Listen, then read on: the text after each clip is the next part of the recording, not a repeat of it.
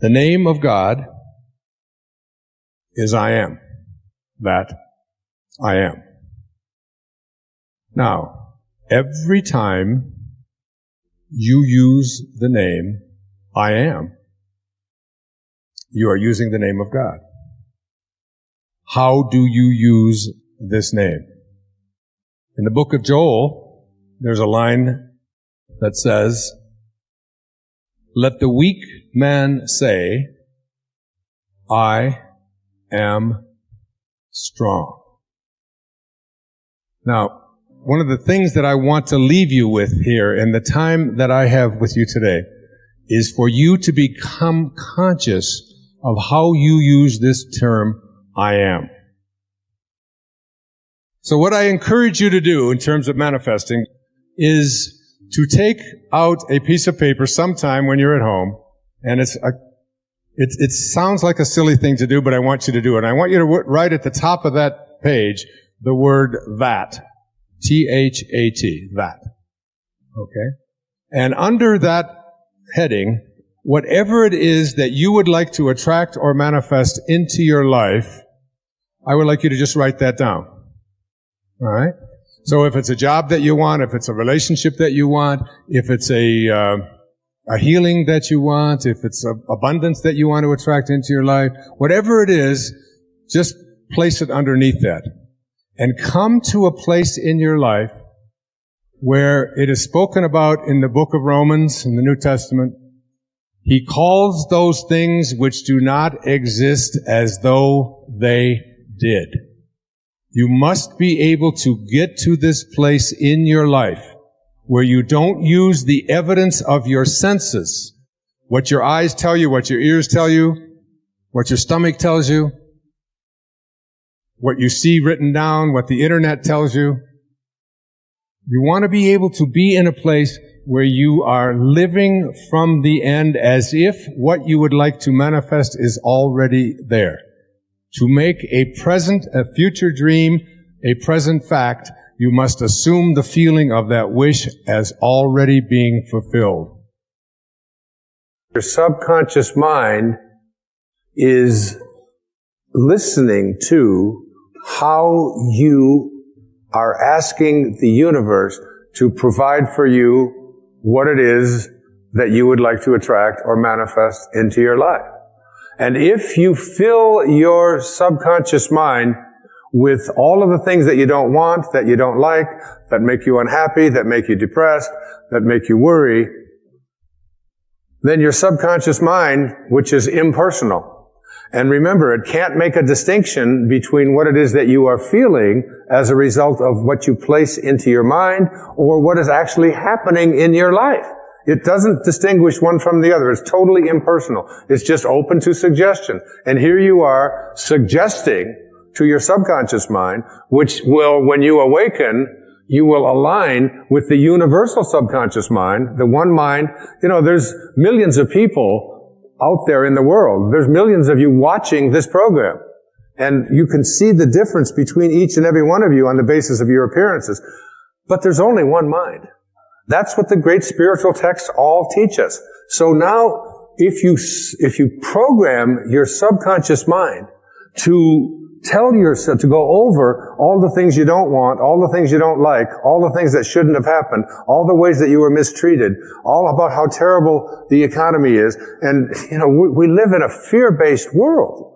You want to shift away from that kind of consciousness and use the last 5 minutes of your day to program your subconscious mind with what you have placed into your imagination with your I ams.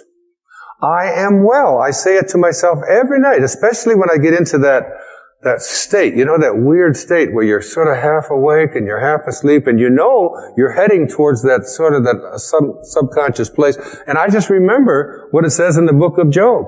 I don't want my instructions sealed by going over, I am sick, I am poor, I am unhappy. I just say, I am content. I am lucky. When I wake up in the morning, I don't say, oh, good God, morning. It's the reverse. I say, good morning, God. You know, it's like being grateful rather than being in that place where the things that you don't want are what you have programmed your life to be. I always think of this as, like you have a currency. And if I were to give you currency to go out and purchase what you want, and every place you went, you took this currency that you have to purchase what you want, and you purchase what you don't want, and then when you get home and you wonder why your house and your life is filled with everything that you don't want, it's because you're insane. That's just insanity. It is. I mean, why would you take the currency that you have to buy what you do, that's there for what you do want, and spend it on what you don't want? Well, the currency that you have for attracting into your life what you would like to have are your thoughts and your imagination and your I ams, your God consciousness. Why would you use it to say, I am unable, I am unlucky, I cannot, I will not? You're throttling, that's what it says in the I am discourses, you're throttling that great I am presence that is located within you. And so, the last 5 minutes of your day, as you're about to marinate for 8 hours in your subconscious mind with your unconscious state, you want to go into that state. Even if your senses tell you, oh, you're just fooling yourself and so on. You don't want to use your senses and the internet and other people's opinions, what you see, what you hear. You want to let go of all of that and recognize that anything that you want to attract or create for yourself in your life begins with what you have placed in your imagination and have assumed the feeling of that wish fulfilled, and now you're going to practice it. Because getting stuff out of your subconscious mind is a big job. It really is. Most people are just not willing to do what it takes. I still can't get the Morse code out of my subconscious mind. I need to have a major deprogramming thing. There's that exit sign. Dit-da-da-da-da, dit-da. It's always there. But that's just harmless. What isn't harmless is, placing into your subconscious mind all the things that you're reviewing about what you don't like, about what didn't happen, about who mistreated you, about how sad you are, about how this can't happen. You are a creator. At any given moment in your life, you are choosing between two pictures or evaluations of yourself. Your choices include the one offered by your soul or the higher self, which I think of as the voice of God, and the one offered by the ego, or your false idea of yourself. You decide how you view yourself and how you view others as well. Essentially, you accept either ego's picture of yourself and others, or that of your higher spiritual self. In every moment of your life, you have the option to choose peace for yourself. The ego wants you in a constant state of agitation to keep you from embracing your higher self. It convinces you that if you are not always on edge, you can't grow. But you must keep in mind that experiencing this inner turmoil is a choice that you have made by allowing your false self to dominate your life. When you make the choice for peace, you are literally allowing God into your life. Learning how to specifically allow the higher part of yourself, rather than your lower identities, to be in control of your life. We all long for the peacefulness of being without turmoil and angst. There is a feeling of an inner glow when we know that we are on course, on our sacred path. So why do we so frequently choose the opposite emotions and thoughts and inner beliefs which agitate our minds and cloud our perceptions and distort our relationships? You need to carefully examine your choices that block your experience of peace, of God. Just knowing that peace is always an alternative is a significant awakening. These tools will help to tame the ego when it demands that you pursue separateness or specialness. Replacing the turmoil that you so often choose is then a simple matter of allowing your higher self to take over in any situation where you are about to allow turmoil to enter. Your ego will push you in the direction of the fight, away from peace. You must be ready to see it as it is about to happen and invite your higher self to send your ego a not wanted right now message. I'm fond of this A Course in Miracles quotation concerning ego replacement. You will not find peace except the peace of God. Accept this fact and save yourself the agony of yet more bitter disappointment, bleak despair and doubt. Seek you no further. There is nothing else for you to find except the peace of God. When you have an absence of peace at any time in your life, know that your ego, the false idea of yourself, is what's really responsible.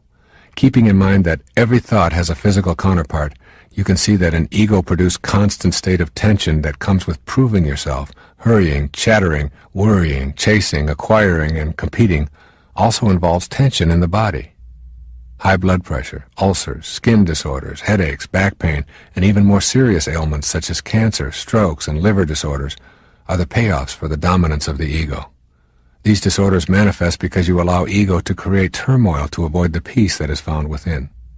This awareness of the ego's program should help as you move toward restraining ego and getting to know your higher self. The ego, that false idea that we all have of ourselves, wants to maintain this persistent state of inner confrontation for some very solid reasons. When you understand your ego, you are much more apt to work at restraining it. When you know why your ego behaves as it does, you will then be able to make the adjustments necessary for your higher self to have a greater influence in your life. Here are some of the most obvious reasons why your ego keeps you in this state of turmoil rather than peace. Most important, your ego has been with you since childhood. It has been nurtured by almost everyone you've ever known.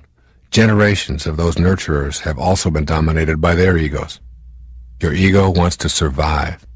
If it can keep you in a state of inner turmoil, it will block you from knowing your spiritual self.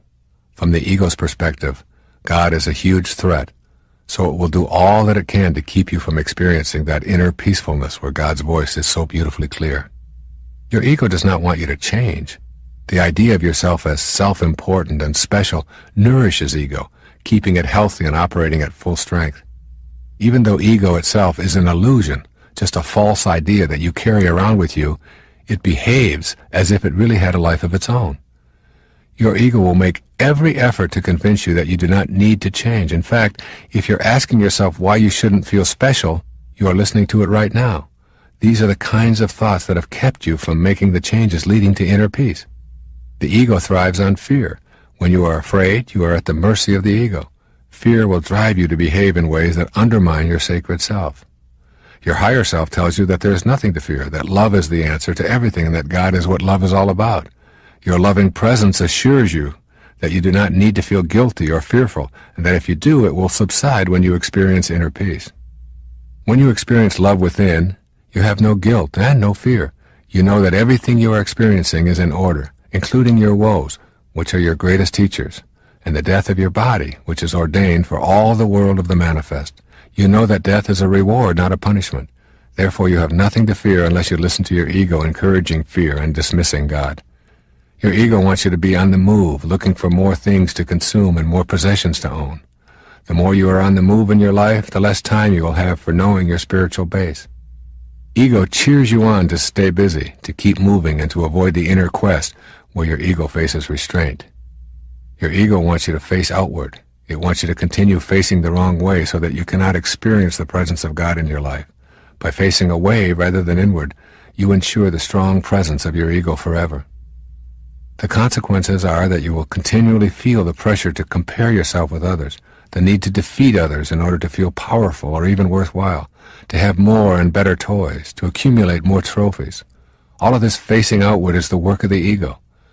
When you refuse to listen, it shouts that you must be upset when others get ahead of you, that you are worthless when you lose, that being number one is more important than anything, that to settle for less is to admit to being a loser. All of these beliefs are deeply ingrained within you. It is very difficult for you to even imagine not having them because the work of your ego and the egos of so many others have been working overtime, convincing you that this is the only way to be. Facing outward brings about a sense of inner conflict and agitation that keeps you pursuing the gold stars that the ego offers. These are a few of the more obvious payoffs your ego uses to keep you in a confrontational rather than a peaceful mood. Keep in mind that you can restrain this ego simply by the power of your own will. All it takes is a determination to live by the dictates of your higher self and a willingness to act on that determination rather than succumb to the easier path of the ego. That this intelligence is something that we can all access and create not just what we do in our physical world every day, which is where it all comes from, but we can begin to create miracles for ourselves in our lives. Aldous Huxley, in the Perennial Philosophy, he talked about 3 things that all ages of man and all civilizations since the beginning of time all have had in common about what I'm talking about here this morning. All ages, all civilizations, from the ancient cavemen and their totems to the African traditions, to the New Guinea traditions, to the European and the Eastern traditions, and the Indian and the Japanese tradition. And these are people and places that have never intersected with each other in a physical way. All of them have had what Huxley called three things they have in common. If you look at the philosophers, the people who have spoken for their people at that time, they've all believed that there is an invisible intelligence beyond the world of the changing. All ages of man, somehow, their most enlightened beings know this. There is an invisible world beyond the world of the changing. Number two, all ages, all civilizations who've never intersected with each other have all believed that that invisible intelligence is a part of every single human being. All ages. That it isn't something that is some people get and some people don't. It excludes no one.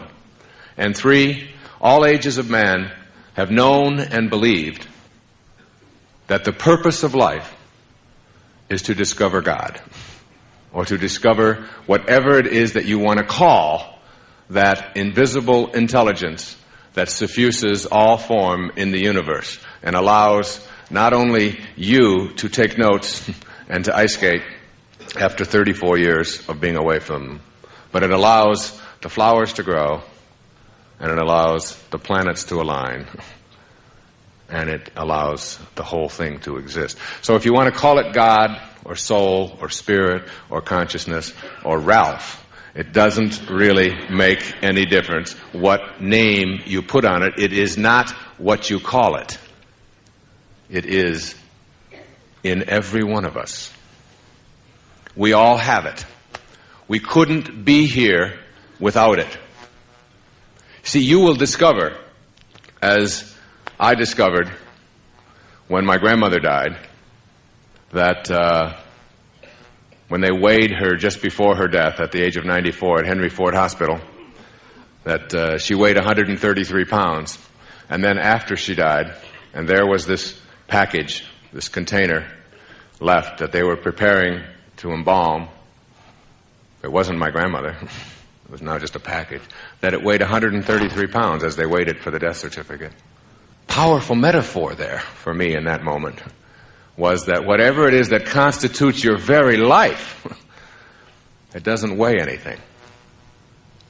When life leaves the package that you showed up in, the package weighs the same. So your life is something other than the package. And when you get that, you understand that who you are is really this soul with a body, rather than this body with a soul. Or as I said, and you'll see it when you believe it, you're a human being. You're not a human being having a spiritual experience. You're a spiritual being having a human experience. But the quality of that human experience is dependent upon how able and willing you are to make contact with that invisible intelligence that suffuses you and all form in the universe, that is independent and outside of this physical form that you showed up in. This physical form that you showed up in was all handled for you in a split second. All handled in this infinitesimally tiny speck. In this little speck, when two little drops of human protoplasm collided, everything you needed for your form was handled for you. And you can't even begin to comprehend it. A heart starts beating inside a mother's womb 6 or 7 weeks after conception. And it's a complete and total mystery to everyone in the scientific world and the medical world, and the only people that even have a grasp on it are the poets. Whatever that something is, that invisibleness that allows you to be. We'll call it awareness. Pure awareness. Honoring your worthiness to receive. In order to become a manifester, literally taking part in the process of co-creating your life and attracting to yourself the objects of your heart's desire, you must know that you are worthy of receiving. This will mean examining the attitudes that you knowingly and unknowingly hold about your life. Your thoughts, which are the architects of the foundation of your material world, are what you want to examine. You can remind yourself all day long that the same power that brought anything into the physical world also brought you. But if you do not feel worthy, you will disrupt the natural flow of energy into your life and create a blockage that makes manifestation impossible. The fifth principle reminds you that you are worthy of abundance. If your thoughts are based on an image of unworthiness for any reason at all, you will manifest what those thoughts impart to the universal mind. The energy described in the fourth principle will align with what it is that you radiate. As a man thinks, so is he, are not just empty words. Thinking that abundance is incompatible with spirituality is a myth that influences many of us and is the largest impediment there is to feeling worthy. Take a look around your world and notice the abundance and endlessness of our universe. It goes on and on beyond our ability to imagine its vastness. This abundance flows from the same energy that comprises our fundamental essence. It is you. You are it. Material form is how spirit makes itself known to us while we are in form ourselves. Spirit manifests in trees and oceans and fish, birds, minerals, vegetables, flowers, and you. When we adopt an attitude of spirit being incompatible with matter, we are denying the spirit that is in matter as its originating energy. We also deny the validity of ourselves as spiritual beings. When we shift to seeing that together they comprise one harmonious whole, we remove the stigma of selfishness. Just as each one of us is one harmonious whole comprised of spirit and matter, so too is the entire universe. The process of life taking form is a mystery. That mystery is governed by a creative energy that is knowable when we genuinely feel worthy of receiving its blessings in form. Abundance is the way of the creative force in the universe. You are entitled to have abundance in your life and to radiate prosperity to all that you encounter in your world. Nothing is gained by making yourself small and insignificant other than to manifest smallness and insignificance into your life. This creative source reacts to your belief in shortages with a fulfillment of your belief. So if you believe and know and are certain that you can't attract abundance into your life, but I want to tell you tonight, you tuned in to somebody who knows about abundance. I have always been able to create abundance in my life. When I was a little kid, all the other kids in the places that I lived and so on, and even when we got back at home with my mom, pop bottles. You remember soda pop bottles? You could collect them, little knee-high bottles and Pepsi-Cola bottles and Coca-Cola bottles, and 2 cents if you took them back. I was a master at collecting pop bottles. I could manifest a pop bottle just like that. It was just... We used to have furnaces that had coal in them, and I would go along and I would empty people's ashes that they would set out. So just take it out to the alleys. I would go to the grocery store, and because my imagination was always working on abundance, I would carry groceries out for little old ladies. You know what I'm doing today? Right now? Collecting pop bottles and taking out ashes and taking out groceries for little old ladies. Just a bigger stage. See, if I came to this source and said, I don't have enough, this source doesn't know how to react to I don't have enough. This source is an endless supply. It's like the ocean. You can take a 10 million gallon tank to the ocean of abundance, and you can take it out every hour, or you can take a thimble once a year. And the ocean doesn't care. It makes no difference to the ocean because everything returns to this source. Every time I walk, wherever I go, in fact, it happened to me this morning. I found a dime. A dime? That's like major. A dime. That's 10 pennies. That's 5 bottles. And whenever I bend over, and I notice that it gets a little further away, I bend over and I pick up this coin, and I always say, thank you, God, for this symbol of abundance that always flows into my life. Never once have I ever said, how come only a dime? I need $1,000. Why are you only giving me a dime? The face of abundance is like you have to come to this source not with what is missing, because it doesn't know. There's nothing missing. This source, which is the source of all, doesn't know about what's missing. When you say, please give me what is missing, it'll just reaffirm your belief in things being missing. You have to come to this source by being abundant, by being in a state of gratitude, by being thankful for all that you are, and seeing yourself as attracting more and more of that, and being willing to give it away.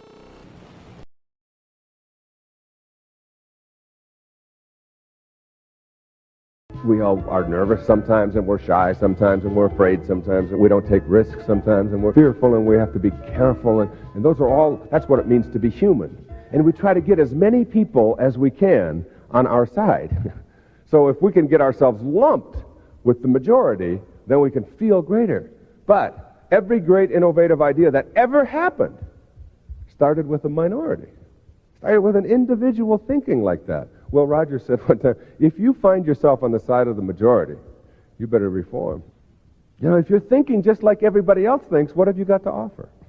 What is it that this unique thing, this unique human being that has never existed before, will never exist again, has never existed in this day as it exists, as you do in this day, just like every single day. Not only are you unique on this planet, but every day you're here, you're unique on this planet.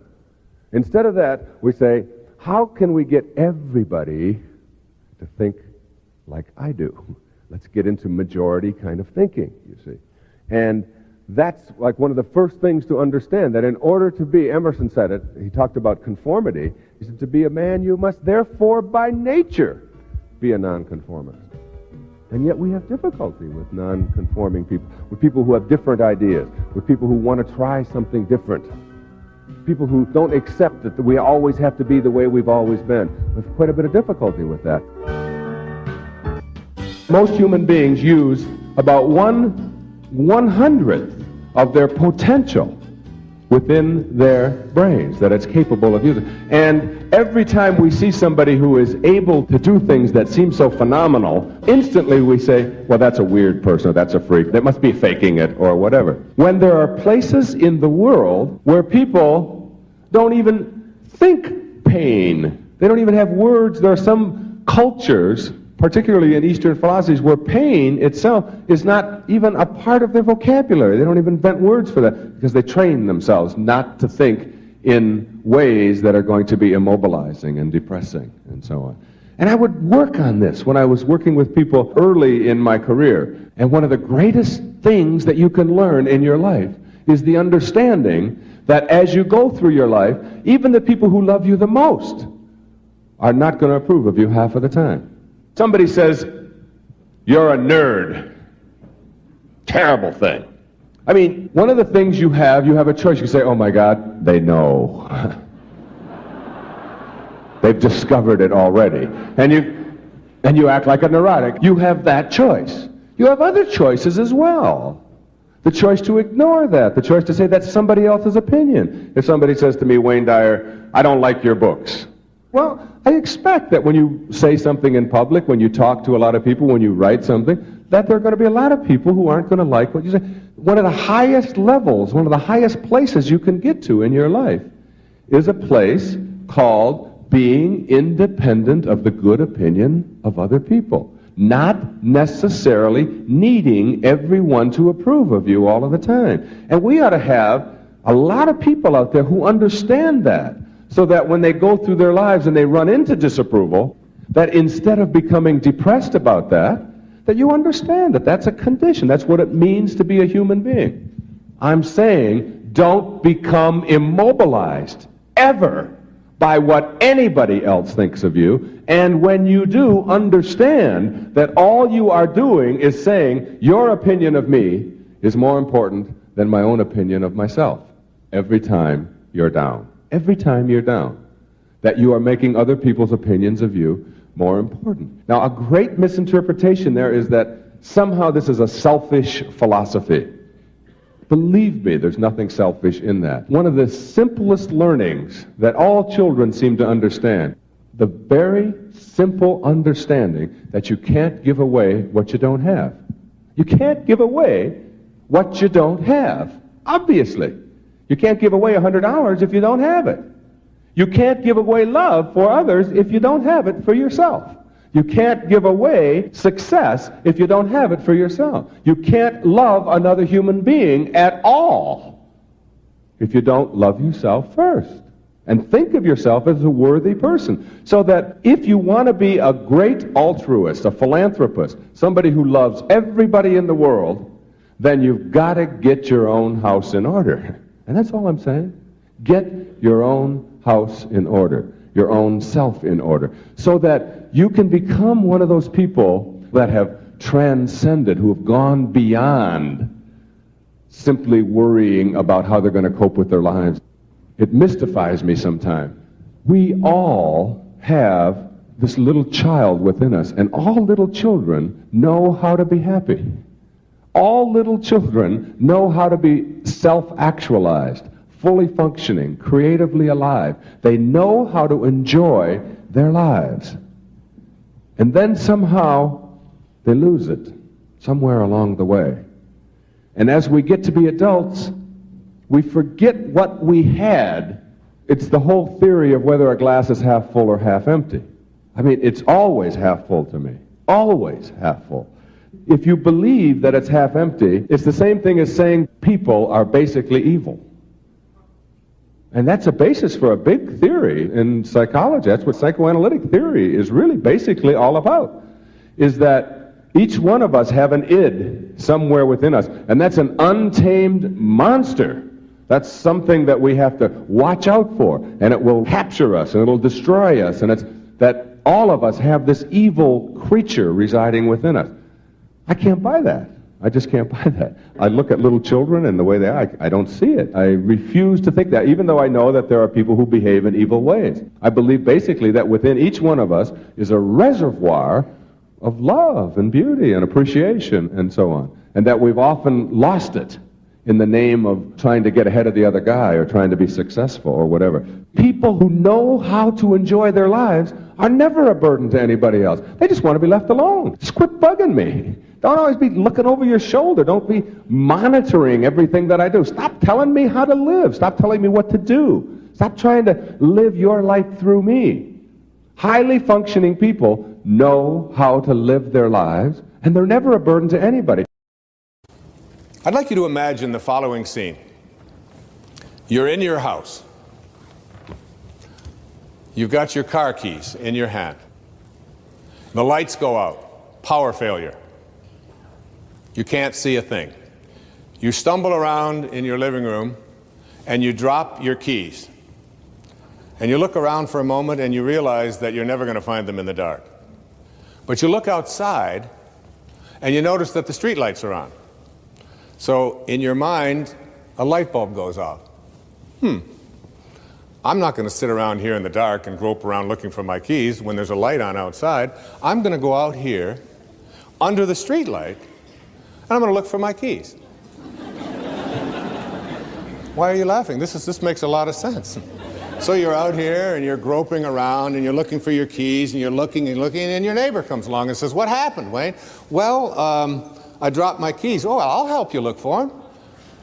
And the two of us are now down here looking for our keys and looking. Finally, he says to me, "Excuse me, but where did you drop your keys?" "Well, I dropped them in the house." He said, "You mean to tell me that you dropped your keys in the house and you're looking for them out here in the streetlight? Doesn't make any sense." And I said, "Well, it doesn't make any sense to grope around in the dark when there's light out here." Now you laugh and you think how silly that is, but isn't that exactly what we do when we have a problem, a difficulty, a struggle that is located inside, and we're looking for the solution outside, someplace outside of ourselves? If you were raised on blame, it is a habit for you to reach for this excuse whenever you wish to explain why something is not working in your life. You can, for instance, blame lack of prosperity on a lot of externals: your culture, the stock market, politicians, your parents, lady luck, the greed of others. You can blame illness on heredity and the flu season and bad luck or the environment. Your sour relationships can be blamed on your partners, their inability to love you, your upbringing, or your parents. Your personality can be blamed on your parents, or your genes, or your childhood, or your siblings, or your birth order. And your physical appearance can be the fault of genetics, the food manufacturers, advertisers, or the polluted environment. This is potentially an endless list. The alternative to blame is self-responsibility, becoming an inner-directed person. You may not have been taught to consider taking responsibility for the events of your life. But if you are unwilling to discontinue the blame game, you will be unable to initiate your sacred quest. When you are inclined to think that someone else is responsible for your circumstances, take an instant to say a prayer of thanks for the lesson.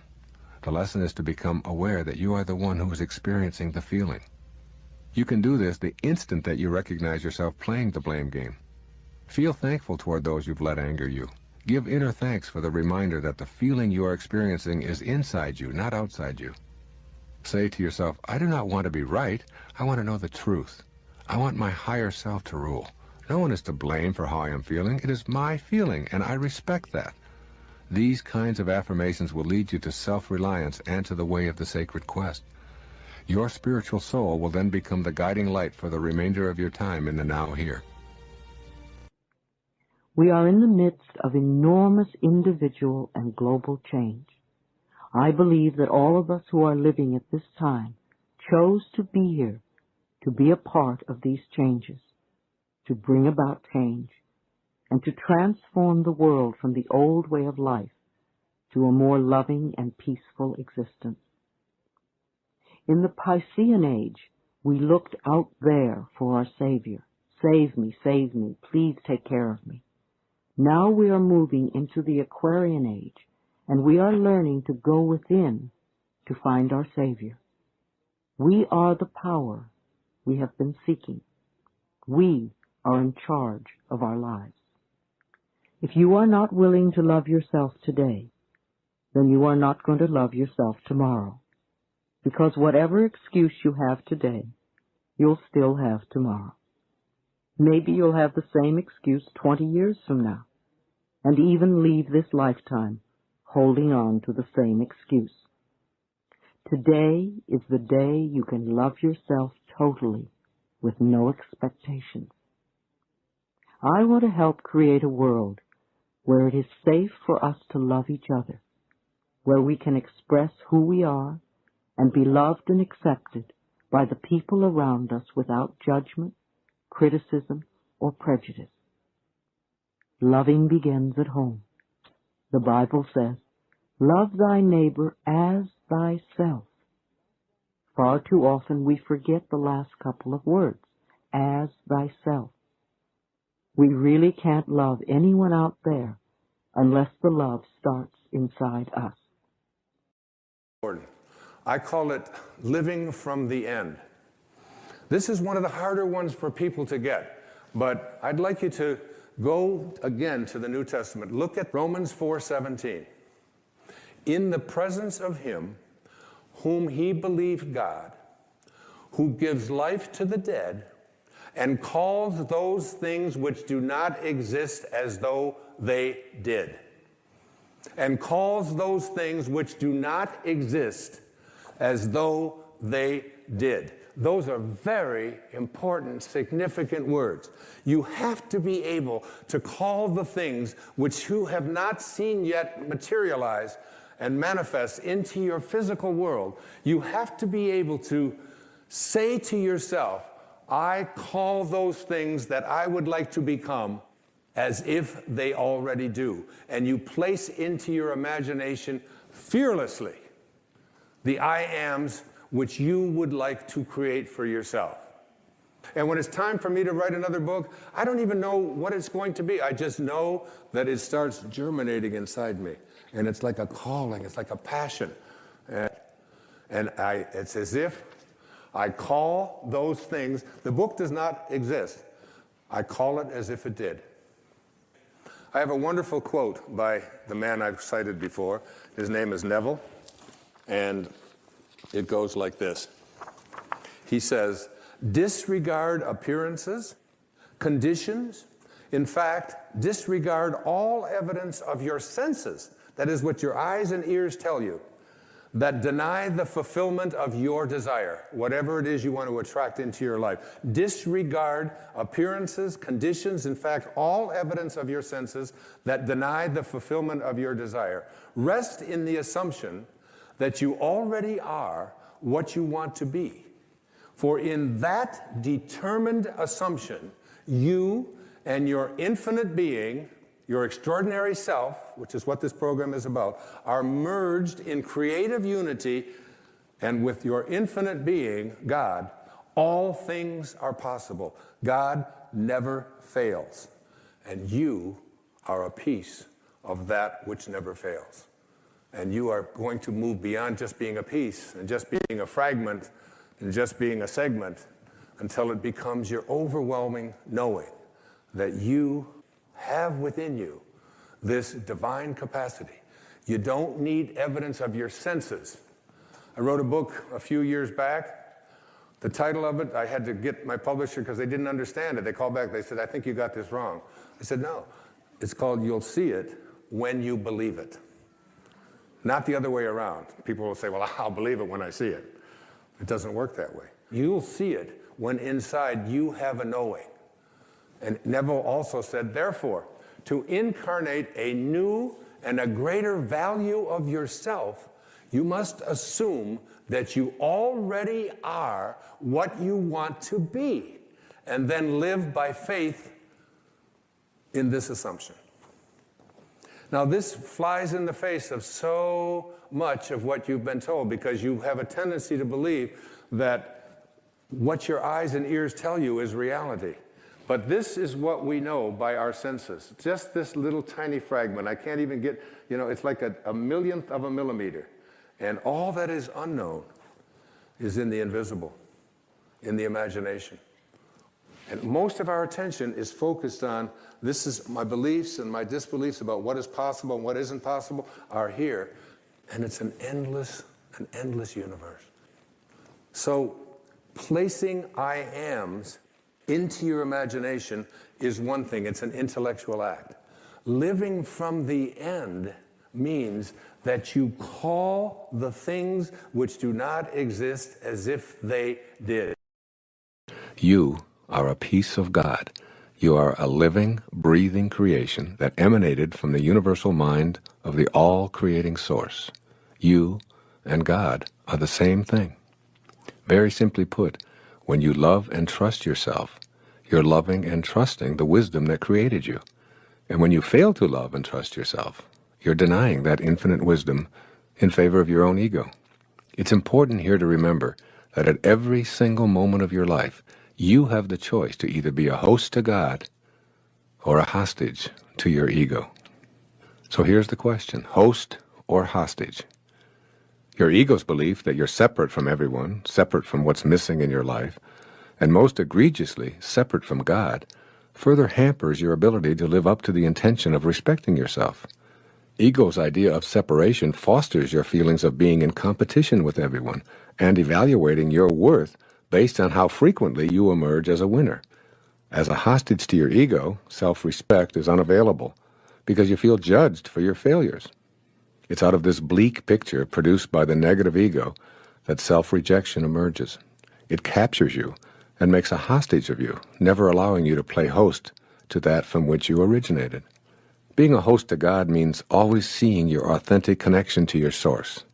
It's knowing that it's impossible for you to ever be disconnected from the source from which you came. Personally, I thoroughly enjoy being a host to God.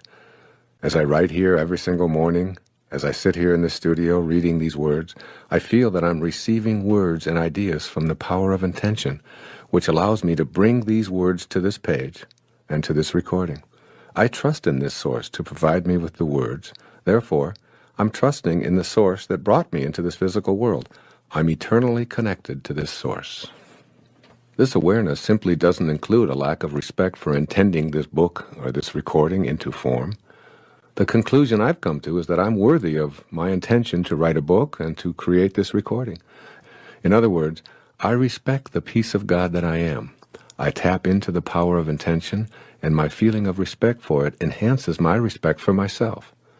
So by loving and respecting yourself, you're hosting God and inviting the energy of creation to your consciousness, to your daily life, as you connect to the power of intention. Let's look at the energy of intention and your self-respect. If you don't believe that you're worthy of fulfilling your intentions for health, wealth, or loving relationships, then you're creating an obstacle that will inhibit the flow of creative energy into your daily life. Recall that everything in the universe is energy, which moves at various frequencies. The higher the frequency, the closer you are to spiritual energy. In the lower frequencies, you find shortages and problems. Intention itself is a unified energy field which intends everything into existence. This field is home to the laws of nature and is the inner domain of every human being. This is the field of all possibilities, and it's yours, just by virtue of your existence. Having a belief system that denies your connection to intention is the only way you're unable to access the power of intention from the infinite field. If you're convinced that you're unworthy of enjoying the field of all possibilities, then you'll radiate this very kind of low energy. This will, in fact, become your attracted energy pattern, and you'll send messages to the universe that you're unworthy of receiving the unlimited abundance of the originating spirit. Soon you'll act on this inner conviction of self-disrespect. The antidote to this dreary picture is to make an internal commitment to respect yourself and to feel worthy of all that the universe has to offer. If anyone is entitled to success and happiness, everyone is, because everyone is always connected to intention. Simply put, disrespecting yourself is not only disrespecting one of God's greatest creation, it's disrespecting God. When you disrespect your source, you say no to it, and you turn away from the power of intention. This stops the flow of energy that allows you to put your individual unbending intent into practice. All of the positive thinking in the world will do you absolutely no good if those thoughts don't emanate from respect for your connection to intention. The source of your thoughts must be celebrated and loved. And this means having the self-respect that's in harmony with the omniscient source of intelligence. What's the source of your thoughts? Your beingness. Your beingness is the place from which your thoughts and actions come. When you disrespect your being, you set into motion a chain reaction culminating in unfulfilled intentions. What you think of yourself is what you think of the world. How do you see the world you live in? What do you think people in general are really like? Do you believe that evil is triumphing over good? Is the world filled with egocentric, selfish people? Can the little guy ever get ahead? Are government entities and all their representatives corrupt and untrustworthy? Is life unfair? Is it impossible to get ahead if you don't have connections? When you have a gloomy picture of what the world looks like, you're unreceptive to the potential assistance that's there to help you with your own individual intentions. Why would others want to come to your aid when you view them as contemptible? Why would the universal force be attracted to that which repels it? How could a world that's so corrupt ever be of assistance to someone who has noble intentions? The answer to these questions are obvious. You attract into your life what you feel inside. If you feel that you're not worthy of being respected, you attract disrespect. This weak self-respect is the result of an exceptionally rusty link to the field of intention. This link must be cleansed and purified, and that takes place within your own mind. You are not an organism in an environment. You are an environed organism. One of the reasons the idea of being able to manifest is so foreign to most of us is because we have been brought up to believe that as individuals we are separate from our environment. We think it is our role to dominate it. Armed with this kind of logic, we are diminished in our ability to sense our connection to the environment. This third principle of manifesting begins with the understanding that it is absolutely impossible to describe ourselves as separate from our environment. I am coining a new word for the purpose of articulating this principle. Consider yourself an environed organism. This word signifies that there is absolutely no difference between you and your environment. You are your environment, and even more significantly for the purposes of this tape, your environment is you. Try thinking of the external world, your environment, as your extended body. That is, you are not separate from the external world. In this concept, it is impossible to describe yourself without including your surroundings. In fact, it is not even possible to see or hear yourself as a separate entity apart from your environment. For example, describe yourself walking, just you walking. There cannot be walking without also describing what it is you are walking upon. Without the floor or the ground, there would only be your legs moving back and forth, and of course that's not walking. Your experience of walking also includes the air you are breathing, the gravity that keeps you from floating off into space, the pebbles or carpet or sand or cement that you walk upon. And I invite you to shift your awareness away from yourself as an organism in the environment to yourself as an extension of your environment and always inseparable from it. This means that you have to think of yourself as an individual and as an environment simultaneously. Have you ever seen a person with a front but without a back? Have you ever seen a person with an outside but without an inside? Well, these rhetorical questions are meant to stimulate you to consider how you can be differentiated and undifferentiated at the same time, and why this is important in learning to manifest your life as you choose. The nature of the physical world is essentially that of waves. Each wave of energy that makes up a physical mass has a crest or a peak and a nadir or a valley. These tops and bottoms of the waves are always easy to identify as separate, yet they are always together. You can never ever get a bucket full of peaks and observe them independent of their corresponding valleys. This is the fundamental feature of nature. Your front always has a back, your inside always has an outside. And now you must extend this understanding outward as well. You are distinct, just like the tops of the waves that make up your natural physical self, but you are irrevocably connected to the outer world, just as that bottom of the wave always has a top. When you begin to see this simple truth, mystical experiences of manifesting also open up to you as a genuine possibility. You see, you're either pushing nature around, or you're seeing it as yourself, one or the other. When we think of ourselves as distinct from our environment, we take on a posture of exercising control over it. We destroy forests and swamps and mountains and rivers and wildlife or anything else that obstructs profit and convenience over something we call advancing civilization. We defend these activities without understanding that we are also destroying ourselves. As we have seen, we cannot be described independent of our environment any more than our outside can be described without our inside. When we can respect that which appears to be external to us, we will build to live in harmony with, rather than in control over, our environment. In our personal lives, recognizing nature as ourselves opens up an entirely new world of manifestation. Your new faith will no longer permit you to see anything as separate. The separateness will always be there, just as the peak of the wave is separate from the trough. But they remain inseparable, even while separate. You will have fused the dichotomy that prevents you from putting this connective energy to work. You will begin to view yourself as an organic part of this world, rather than as a separate entity in this world. And then you'll see yourself as an organic part of this world. There's a popular belief that we come into this world. Thus we are continuously embracing the idea that who we are and where we come from are two different worlds. The essence of the third spiritual principle for manifesting your destiny is that there is no separation, and rather than coming into this world as a construction project, you actually grow out of it. You are a result of what the universe is doing on a conscious level, just as a wave is what the ocean is doing, and a plum is what the plum tree is doing. The intelligence that is you, unseen as it may be, is you in every stage of your creation and life experience, and it is also the same in every other person, as well as in all things in our physical world. Notice that everyone breathes the same air, walks on the same ground, and thinks as an organism just like you. You are indeed connected to all of these beings. It is not an accident that someone living in a distant country with different outward physical characteristics and a separate language could die and donate their liver or kidney or cornea to you, and it would accommodate the life force flowing in you. A profoundly important Native American saying is, "No tree has branches so foolish as to fight among themselves." Imagine the result of such behavior by the tree. The tree and all of its parts would die from such an absurdity.